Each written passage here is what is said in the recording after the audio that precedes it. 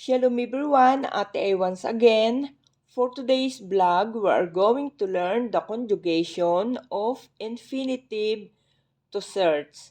In Hebrew, Lechapes. Okay guys, bow natkel. Present tense, search.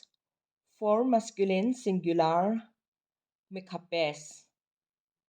Ani, mikapes. Ata, mikapes. Hu, mikapes. Present tense, search. For feminine singular, mikapeset. Ani, mikapeset. At, mikapeset. He, mikapeset.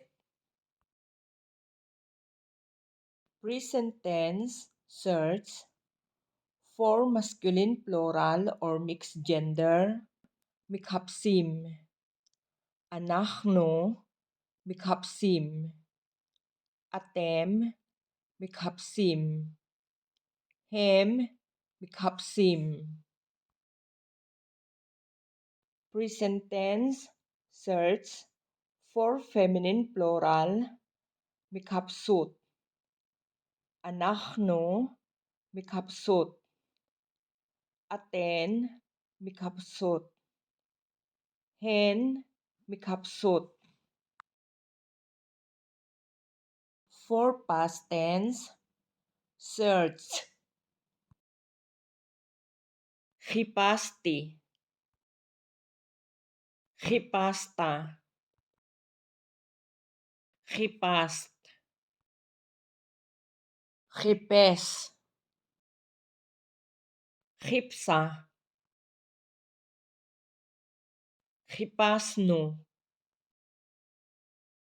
Hipastem. Hipasten. Hipso. Hipso. Okay guys, let's move to the future tense. For future tense, will search.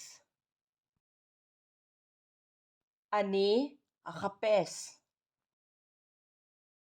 Ata, tekapes. At, tekapsi.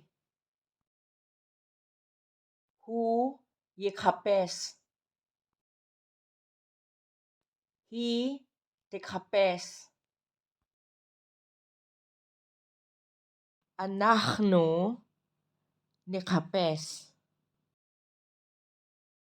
Atem, tekapsu. Aten, tekapes na. Hem, yekapsu. Hen, tekapes na. Okay guys, now I will give you the imperative. Imperative, search. For masculine singular, hapes. Imperative, search. For feminine singular, hapsi. Imperative, search. For masculine plural, hapsu.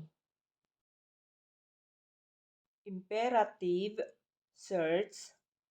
For feminine plural, hapesna. Again, this is the end for today's vlog. Hope you like it. Enjoy to learn Hebrew. And please don't forget to like, share, comment, and subscribe. And don't forget to click the notification bell for more videos. Guys, see you on my next vlog. Hamon hamon to dali kolkem. Lihit raot.